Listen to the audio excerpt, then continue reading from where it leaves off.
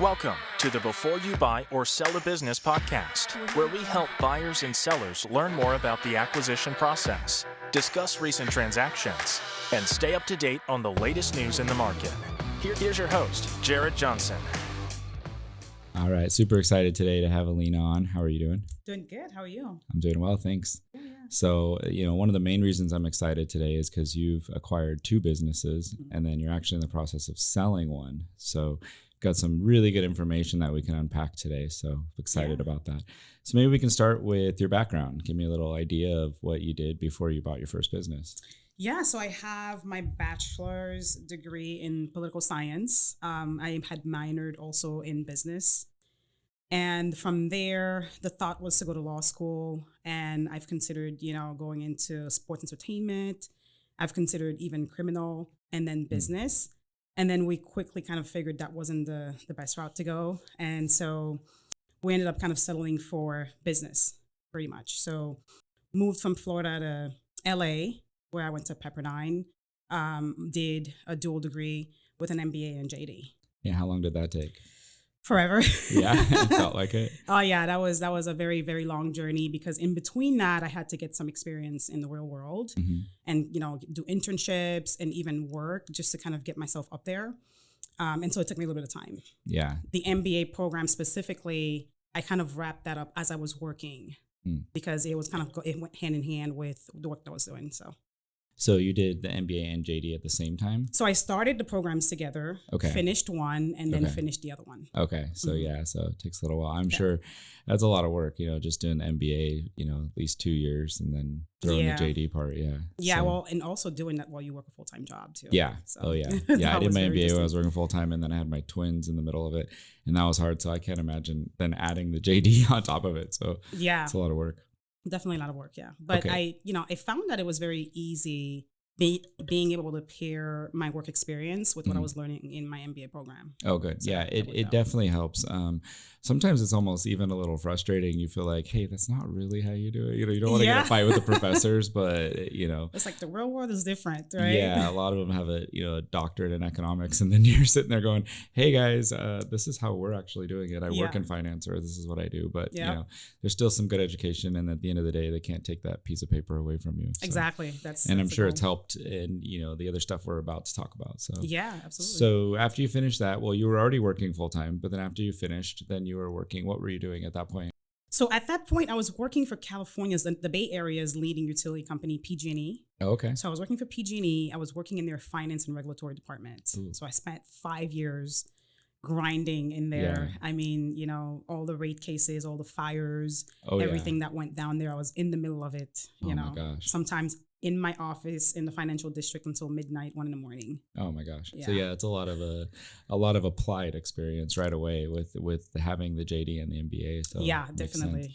And then I believe when you and I first started talking, you were also working for a private company, right? I think as a CFO. Mm-hmm. Yeah. Okay. So this company is contracted by PG&E to do some of the work that we cannot handle, especially with the wildfires. Right. So that's how I kind of got in touch with them.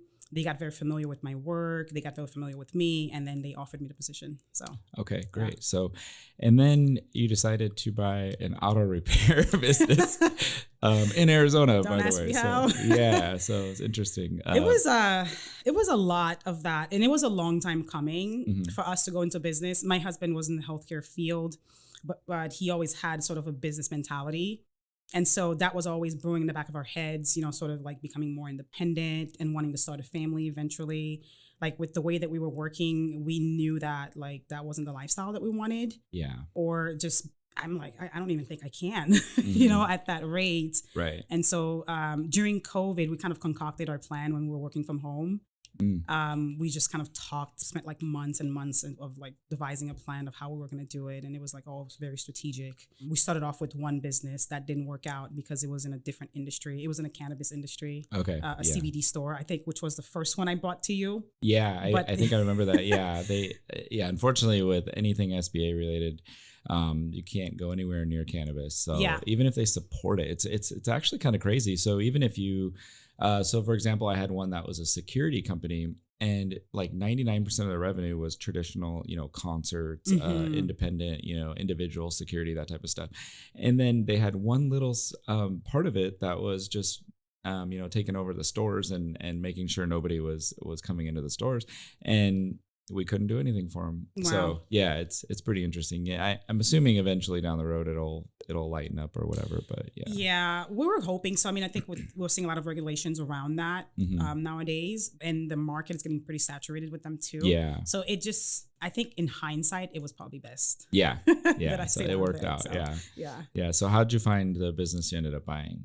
So we had packed our things. My husband and I got up, we were working with, I don't know if I can name the bank. Oh yeah, you can. We were working with US Bank at the time. Yeah. And all the conversations pointed to us getting approved, which was kind of unbelievable, but we still kind of held out hope and said, okay, well, we're going to go for it. So we packed our things and we left our house, put it on the market. The market was doing really well at the time. So we were like, well, it's not a bad idea anyway. Yeah. And so we moved to Arizona. We drove here. It was a 12-hour drive or whatever. And we got here just still continuing to work on that same deal, meeting with the owner, talking to the bank. And then that's when we found out that, yeah, you know what? It's just not going to work.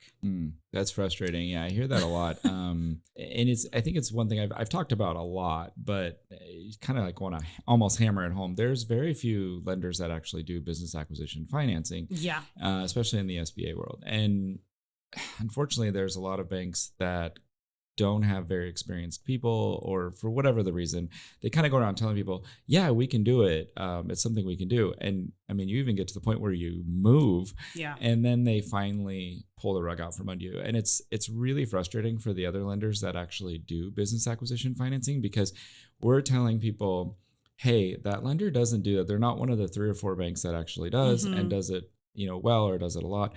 And people don't believe us because they kind of relate it to mortgage and think, oh, everybody does mortgage, everybody does FHA, everybody does it exactly the same. And they don't understand that it's very different. So, unfortunately that happens from time to time. But I'm glad, we were able to meet. So when you originally started looking at the business, what drew you to that deal? To be honest, I've done some M&A deals before in the past, especially with that company I was working for as CFO. So I had some experience there as far as like what to look at and how to assess and analyze a business from a financial standpoint. So for us, like the main idea was, is this business profitable? Are we going to be able to kind of keep it going? What are some of the changes we could make? Are there opportunities for growth in revenue? There's all these things that we're looking at. And for me, particularly when I look at a business, I typically kind of think of my financial situation, my financial goal, and say, okay, well, how much do I want to make? Right. So based on that, I'm going to look at sort of the top line items that they have. Typically when they list a business, you're going to have your revenue, you're going to have your, FF&E inventory. And then of course, you're going to have your cash flow, or in some cases, the SDE. So these are the things that I look at. Mainly, I focus on the SDE compared to the revenue, because then that tells you like how, the expenses and how that works. Because just because you have high revenue doesn't mean like, your SDE or cash flow is going to be healthy. Thank you for saying that. So many people will say that. I mean, they'll argue with me. They'll say, well, they're doing $2 million in revenue. And I'm like, I don't care. Like at the end of the day, if we don't have any seller's discretionary earnings, if there's not any net income, officer salary that I can actually use to see what the business is truly doing from a profitability standpoint, we have no way of showing that, first of all, that you can pay us back, or second of all, that there's any value there. So I appreciate you saying that. Yeah. So you liked what you saw on that one. I liked what I saw. And so that was very attractive. I mean, off the bat, it was like the main thing. It was very attractive. It kind of met our goals financially. Of course, I kind of also factored in what the bank notes would be too. So then, we felt like it was a good opportunity. Did you remember what they had it listed for? It was $1,650,000. Okay, and then do you remember what you settled on? I actually went for $1,650,000, which is very rare for me, to be honest. I always try to negotiate, but in this case, I didn't know much about the auto industry, and I didn't want to lowball them. But then there was another piece to it, which is the fact that it wasn't listed. Okay. So it wasn't publicly listed. The broker that came to me about it, we're still friends. I was looking at a different company. Okay. And then he called me and say, hey, I'm sorry, this company sold, but I've got this great other opportunity. And I was like, what? I was like, I don't know anything about this. Like, how am I Yeah. gonna? But it looked so good. So Yeah, it's funny too with the auto repair industry. I feel like the majority of people that actually own them and operate them and run them that are not truly mechanics end up doing a little bit better. I had a credit manager back, I don't know, 12 years ago, 10 years ago, that kind of explained that to me. He said, hey, I would rather a buyer be somebody with good financial sense and, maybe even good sales experience that's going to focus on the customer service and then actually dive into the numbers, make sure what they're doing is profitable. Yeah. And so that's kind of how I've always looked at them. Whereas you would think, hey, I want to go throw a mechanic in there, which couldn't be wrong as long as they kind of have the ability to also look at the numbers, but you see that a lot in a lot of industries. Somebody's really good at whatever widget they make, or if they're a dentist working on teeth, but then when it comes to business side, they're really bad at it. Yeah. And that's okay. Just put the right people in the right place. So it ended up making sense for you. So did you do a seller carry note at all?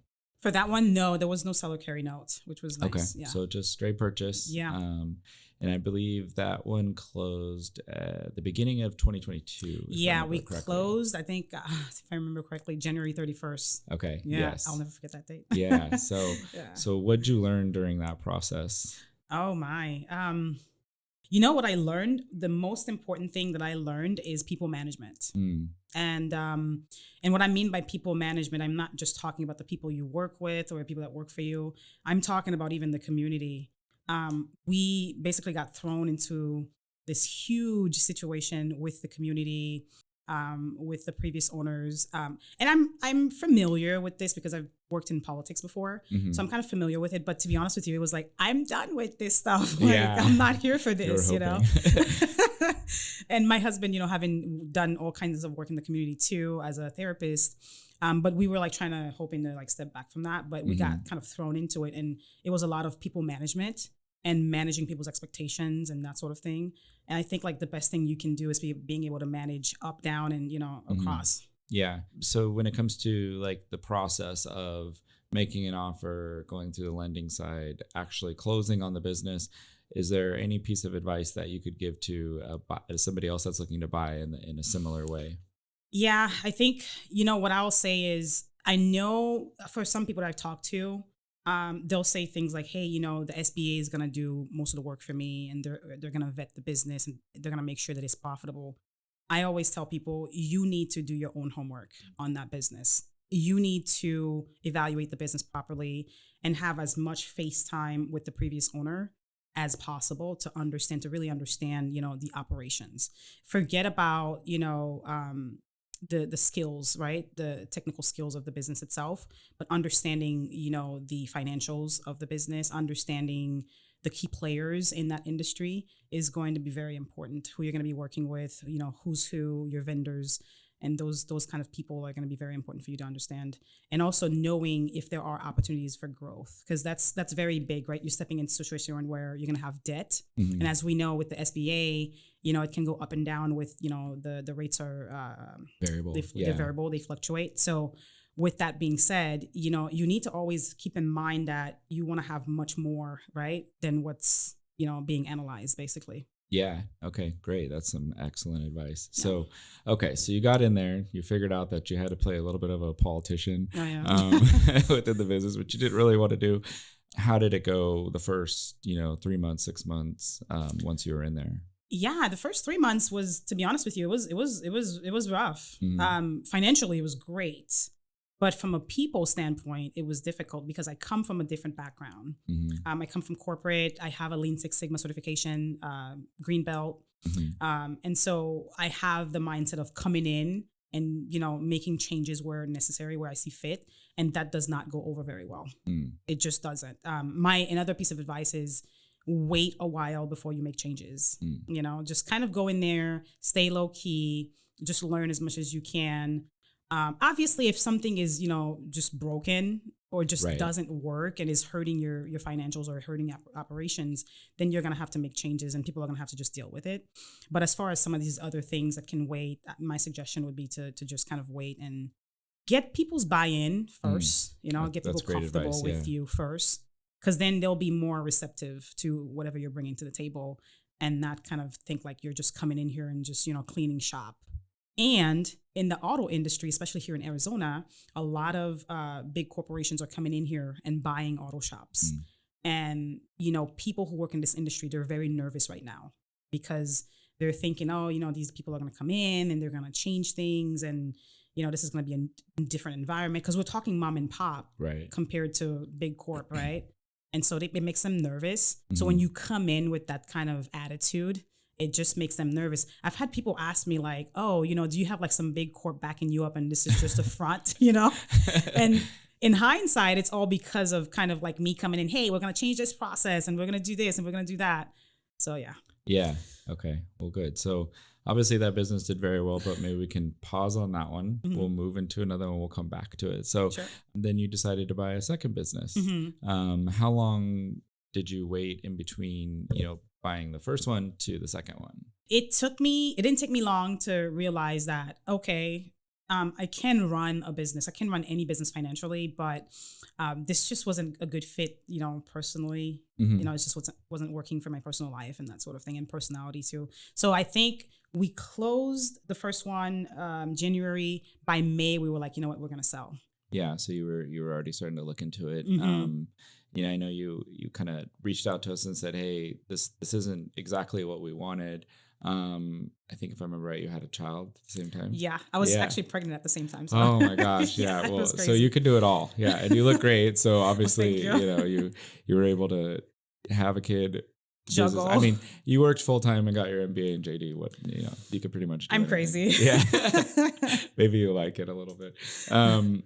So we had a little bit of kind of some issues with that one, and maybe some advice that you could give to somebody. Maybe you could explain a little bit about what happened with the financials and tax returns on the first one you bought. Yeah. So just it got very complicated, as you remember. And another thing too is, the documents you're signing, I can't stress it enough. You have to thoroughly review those things. I personally, having a JD and I've worked in contracts and everything, personally, that's not necessarily my personality. I tend to trust people. Yeah. And so it turns out I had signed a longer NDA because there was two. There's a short NDA, which is like your standard. Yeah. And then there's a long one, which basically states that I don't have the rights to the financials, which I think I overlooked that. It happens. I mean, yeah. I tend to kind of be like you, where I can usually read people fairly well, and sometimes that hurts you, right? Because you're like, oh, they seem great, I totally trust them, and then you're like, oh my gosh, I didn't realize like this is what happened. So, one thing that I've actually learned from your deal as well was you weren't able to get the most. So acquiring the business in January, typically the seller will not provide the year-end tax returns because they're not filed yet. And 9 times out of 10, they're going to get extended or they won't be done till, March. Yeah. So you did not obtain those tax returns. So then when you go to sell, it makes it very difficult because you don't have the most recent year-end tax returns. So when a bank or a buyer is looking at it, even an appraiser trying to value the business, they struggle because they don't have the actual tax returns. So something that I've learned, and I think is some good advice for people, is, hey, maybe even put in the contract that you want those tax returns. Oh, yeah. Especially, it makes it difficult, your situation closing in January, but if you're closing in April, May, June, and further, you should absolutely have those tax returns. Nobody thinks I'm going to buy this business and 5 months later decide it's not for me, right? So right. I think it's just something good to think about. I don't think you did anything wrong. It's just a learning curve. Every deal is a little different, and there's always something you're going to learn. So yeah. All right. So in between us kind of figuring out, okay, how can we get this thing sold for you? You acquired a second business. So what type of business was that? So Munchpack is an e-commerce. We sell snacks from all over the world, basically, is what we do. We have a warehouse here in Avondale, Arizona. Okay. And it was definitely a much different experience. This one took 5 months, surprisingly. Yeah. I thought it would have been a lot easier, but it wasn't. I think mainly the seasonality in the business kind of, gave pause at times, trying to figure that out with the bank and everything. So it was definitely different. And how did you find this listing? Same broker. So the Oh, same he guy probably that loves you. they do. Yeah. The same guy that sold us the auto repair shop sold us this one as well. Cool. And ironically, I had found a very similar business to the one I previously reached out to him for when I reached out for the auto repair shop. Yeah. And then that one sold too. So he was like, I have something else for you. So that's the story. Yeah. Well, it's great. I mean, there's definitely some outstanding brokers out there that are able to think ahead. And when they're looking at a listing or they're thinking about something that's about to come on the market, a lot of times they'll kind of have buyers in the back of the head, Right. and they go, hey, let me talk to you about it. And of course it makes everybody happy, because then the seller's happy because they get a quicker close. The buyer's happy because they kind of got something, off market before everybody else did. And then of course the broker loves it because they don't have to advertise it. Right. Yeah. So it was a win-win for everybody. So that's great. So it's essentially, if I remember correctly, it's like a subscription model. It is. And you get it snack packs like delivered directly to your house. Yeah, okay. Absolutely. And then was it in Florida? No, it's actually here. Okay. There was something. Oh, you're thinking about a different one that I had brought to you. It was also a subscription model. Oh, okay, right. Yeah. And it was in Florida and you were going to move it to Arizona. Yeah. Okay. Mhm. All right. So this one was a candle thing, but yeah. Oh, yes. Okay. That Very one cool was too. interesting. Yeah. So how's it going now that you acquired that one? How'd that one go? It's going really well. It's in my wheelhouse, this time around, and I feel really comfortable. I'm in my skin. Cool. It's driven by marketing and advertising, really. Yeah. The more you spend on marketing and advertising, the better your ad campaigns, the more revenue and the more successful you'll be. So when we came in, of course, I had just had the baby, or I was getting ready to have the baby. And so everything was kind of I'm about to have a baby. Let's just buy another business. So we have a great team, and they're phenomenal. So they were able to kind of run with things for like a month or two. Oh, nice. Yeah. And so my husband and I took that time to focus on the baby. My mom was here for 4 months. And after all that was said and done, we came in full fledged and we're like, oh yeah, this is a nightmare. Oh no. Oh yeah. And so we had to basically let go of a lot of the companies that were doing things for us that were outsourced, marketing and advertising, email campaigns, all of that sort of things, and hired a brand new team. They're now doing a phenomenal job for us. So were they just not up to kind of your standards? So a couple of things happened, to be honest with you. One, the standard was definitely not there. But I think what happened is sort of the culture that the previous ownership had. When we came on, my expectation would be that, there'll be conversations about, okay, what do you guys expect from us? And, what do you guys want to know? What are your goals? These conversations did not happen. Maybe we should have, initiated those conversations. But for us, we were also learning because we're talking about advertising, marketing, e-commerce. So we're like so brand new to this thing too. So we didn't know the right questions to ask, Yeah. and they weren't brought up to us. Okay. Yeah. So yeah, it makes it difficult if you haven't done that part before to kind of really know what to ask and what to look for. But now you do. Now we do. You kind of learn the hard way a little bit, right? To drink it through a fire hose. Oh yeah, it was definitely a lot, and it still is. But we got it. It's running pretty smooth now, so we're good. Good. Yeah. And so, what was that one listed at? That one was initially 3.5. Okay. And then what did you have some pretty hard negotiations back and forth? We did. Okay. It was definitely hard because when we dove into the numbers, I saw it even before taking it to the bank, but I was like, okay, I kind of knew it was coming. But anyways, when we got to that point, it was a conversation about the cash flow. It was a conversation about advertising and marketing because again, e-commerce, consumer brand, highly dependent on marketing and advertising. Right. And so knowing that they were going to sell, I think like a year before they stopped spending. Oh, wow. Yeah. Oh. And it really hurt them, quite frankly. Yeah. So we just came down from 3.5 to 1.9. Wow. Okay. Yeah.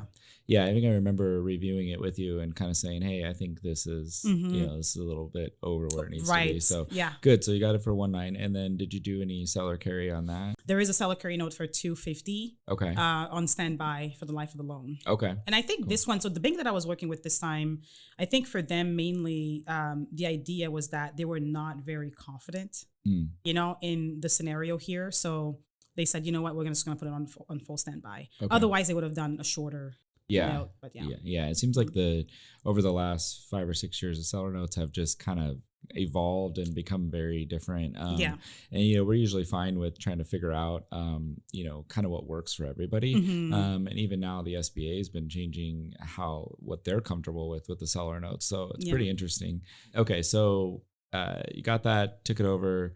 We're able to have a child, wait for a little while. Did you kind of take the same approach of pay attention to what's going on and then come in and see what we can fix? Oh yeah, absolutely. That works every time. As a matter of fact, I think we did better this time because we really took a step back and like took a back seat. We're like, hey, you guys are the expert. Just do your thing. We're learning from you, and that made them feel super comfortable. Cool. Which is different from what we did last time. We did, the whole learning thing and kind of stood back, but we were a little bit more, I would say a little bit more aggressive as far as like, hey, we're going to come in here and make some changes. This time around, we're like, you know what, we're going to back off. We're just going to watch them do what they're doing and see if it's successful or not. Right? Yeah. Sort of make mental notes and then, exactly. Okay, this is what we really need to do to tweak things. So, yeah. So then obviously now you've made quite a few changes, and it's up to par what you're looking for. Exactly. It's where we are. It's where we want to be. Obviously we have growth plans and we're definitely in growth mode right now. We have a commercial coming out soon. Oh, cool. So, and we are going to be celebrating the company's 10th year anniversary. We're going to be doing like a special candy bar for that we're putting together. So lots of exciting things going on. Yeah, that sounds fun. Yeah. Okay. So thinking of that acquisition compared to the first one, what was like the main kind of advice you could pull out of this one? Yeah, the main advice here is, again, just be very thorough with your review. Obviously, not everybody has my background to be able to do that, but even if you can find, a CPA to do that kind of work for you, or a financial analyst, to do that kind of work for you and really dive into those numbers, that's going to be key because there are a lot of things that go on in a business, with your previous ownership that, for you may be different. So you're going to need to understand these things, understanding what your expenses will be, maybe even start thinking about some of the things that you might want to change and what that's going to cost, right? Because then you have to factor that into the performance of the business overall. And then, of course, I cannot stress that enough, the legalities of things. Yeah. This time around, the first thing I asked for was I want full access to all tax returns of this business. And, so I wanted to make sure I had that like first thing. That's great. Yeah, no, I think, and it's kind of funny with, going back to the previous situation, I've literally since learning kind of what, happened with you is like literally telling people like, no, you need to get those financials. You need to get those tax returns. So, we all kind of learned from your situation because it's not something that comes up very often. It's very rare that somebody buys something and then within a year or two says, hey, I'm ready to sell. Surprisingly, this year, I think I've done at least 5 or 6 where I did the original one and they're selling, but most of them have been like 5 or 6 years. Gotcha. And so it does happen. So, okay. So you got a business that fits you better, where you can kind of put your stamp on it and use your skills and experience and strengths to grow the business. So you still have the other one that you were looking to sell at the same time you bought it and had a child. You kind of approached and said, hey, this isn't exactly what I want. I looked at the numbers and said, are you crazy? Like you're killing it. So, obviously whatever you did and you did apply to it was working very well. You've done phenomenal compared to what it was before. So what made you still want to sell? Was it do you feel like it was just too much to kind of juggle between the two businesses? No, actually my goal was to do 2 businesses. Okay. And to keep 2 businesses. But for this one, we just felt that it just the industry, it's just not a fit personally. It just doesn't fit us. The people that we work with, the people that we come across. My husband has done a great job, with the operations and he's figured it out and he's doing really well, but it's just, personally, it just doesn't fit us. Just the types of people that you're working with, their personalities, because there's these things too, personality types. Yeah. For people that care, we just feel like it's just not a good fit. Okay. Yeah. And that mattered to us more than, the financial performance. Yeah. But for what it's worth, you were good at it. Yeah. So, so you obviously increased profitability of the business. But then we kind of ran into a problem, right? So any buyer that's going to look at it, a bank, and someone's going to appraise it, it's going to want to see not only kind of the year-end financials, they usually want to see a tax return. So I think we kind of got together and said, okay, what can we do here to get this to be something that can actually be sellable? So what we all kind of decided to do was wait for the year to end. So you waited for 22 to end, kind of go through the numbers, see exactly how they look, and then file the tax return so that we had a full tax return. I know that wasn't ideal. It's not exactly what you wanted to do, but it ended up kind of working out. So how did it feel kind of being on the seller side of a listing at this point?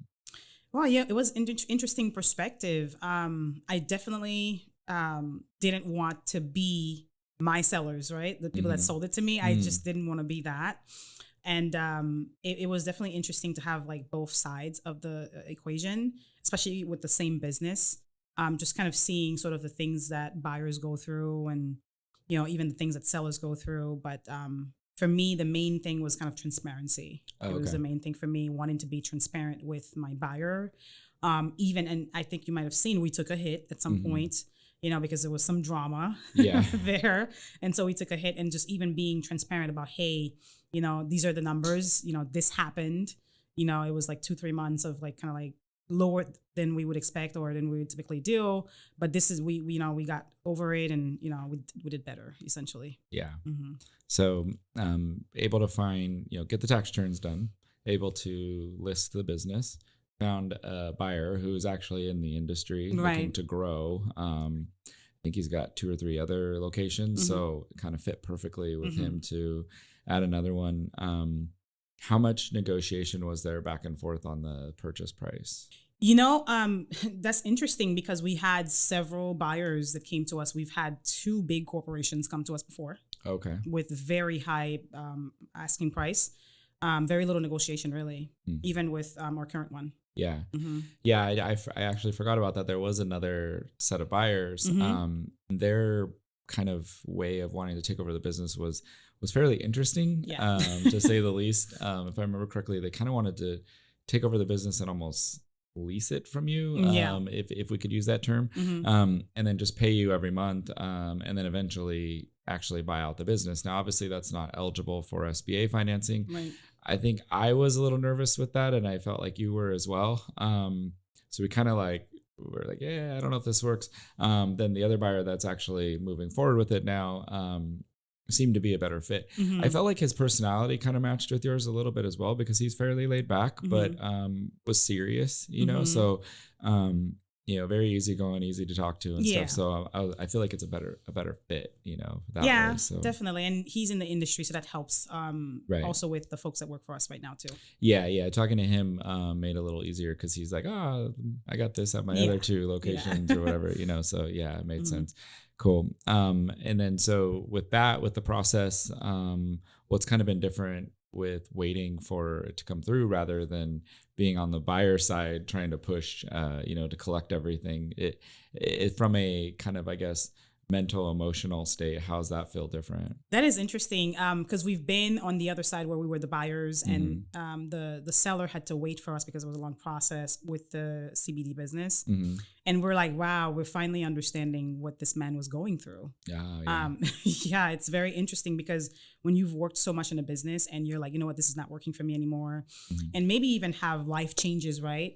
Because that person had some situations at home as well, and he wanted to just kind of step away and spend time with his family, and the business wasn't allowing him to, and he couldn't sell it. So it was a nightmare.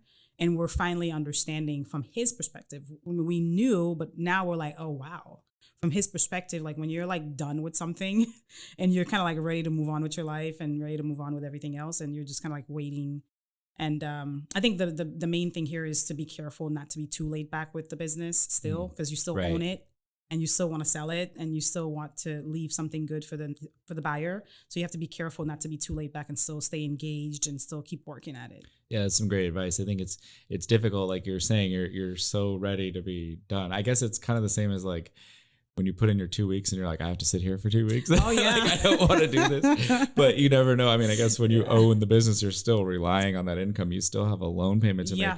And you also, I mean, worst case scenario, if it blows up at the last second, you've got to find another buyer now, and you want to be able to present it as still being very valuable business. That's still kind of turnkey. So I'm glad you brought that up. That's some great advice. So getting ready to close that one. It should be hopefully done here in the next week or two. What's next? We're focusing on Munchpack for now. Okay. We're hoping to blow that one up and just grow revenue as much as we can. Maybe there might be an IPO in the future. Oh, that'd be cool. We don't know. Yeah. I've always wanted to do something like that. But then we're thinking more passive income stuff too in the future. So like maybe like end of this year, beginning of next year, we might end up just doing a string of maybe like car washes, things like that, for example. Okay. Just things that are just super, super passive. Yeah. Yeah. Just make sure you're getting a good enough return. Yeah. Yeah. That's the hard part. I feel like a lot of people are struggling right now to find anything passive, which is why I think the industry that we're in with business acquisitions has still been so busy, because people are trying to find somewhere to put their money where they can still get a good return. Right. I think a lot of them, like you had mentioned before, don't realize how much work it is up front, especially when you need to go in and clean things up and do stuff. So there's a lot more work involved, but there's also a good return. Absolutely. Involved. So obviously the business that you had bought that you're now selling, there was a good amount of return during the period of owning it, but then now also selling it, you're doing very well with it. So kind of made sense, to get through there. So you'll have some more capital to plow into the other business and keep it growing. So that's our thought. Cool. So if you have somebody that approached you and said, I'm thinking about buying a business, what is the first thing you would tell them? First things would be to really evaluate the business from a standpoint of, is it a good fit? How does it fit into your life? Right? Because that's going to matter. You don't want to buy something where you're making a ton of money, but then you're miserable. Right. There's that part too. Desert Car Care at some point became that for us, just because of everything that was going on in there. And so we had that going on. So you want to make sure it's a fit for you and for your family. And then, you want to make sure that you look at, your goals financially and how the business can help you achieve that, and your goals for the business, because you buy a business, you might want to grow it. So it has to be able to generate, even more than, what you would even anticipate. Right. Right. Okay. So essentially same question as a seller. So if a seller, somebody that owns a business came to you and said, hey, you've sold a business, I'm thinking about doing it, what would you tell them? For that perspective, I would say, keep your books clean. Okay. Right. I would say one of the main things for me is continuing to do your books every month. There's been times when I fell behind on, keeping up with like categorizing my P&L, doing my balance sheet. And so you can kind of like let them accumulate. And then when you're ready to sell, you have to go and try to clean that up and remember everything. Oh yeah. So you want to kind of stay on top of that month over month if you can. Okay. Some great advice there. All right. So I always ask 2 questions at the end. So first one, do you or have you ever had a mentor? Oh yeah, I have had a mentor at PG&E, my old job, the one before my CFO position. He was I don't know if you know Mr. Miyagi. Oh yeah, he was my Mr. Miyagi. Okay, yeah. Basically, yeah. It was a tough way of teaching me, but it was effective. Yeah, smacking your hand. Oh my gosh, I need to go back and watch the old ones again sometime. That's such great movies. Yeah. All right, so last question. You've been very successful. What motivates you? What makes you want to keep going and keep getting better and continuing to be successful? My family. Honestly, we're very big on family. My mom was a businesswoman at some point before she retired. Just wanting to help people. We do so much to help our families and to help our communities, my husband and I. So that's a big motivating factor for us. We're always giving back. And then now my son. Yeah. Just want to be good. Just want to potentially leave something behind for him. So awesome. Yeah. Great answers. Yeah. So I feel like you've kind of done it all. You've bought 2 businesses. You got your JD, MBA, had a child in the middle of all of it. So I really appreciate you coming on today. It's been great speaking with you, and I'm sure I'll talk to you again on the next business. Perfect. Thanks for the opportunity. All right. Thank you. Thank you for listening. We hope you found this podcast informative and helpful. Please don't forget to subscribe on your favorite podcast player. For more information, or if you'd like to discuss a transaction, please go to www.jaredwjohnson.com.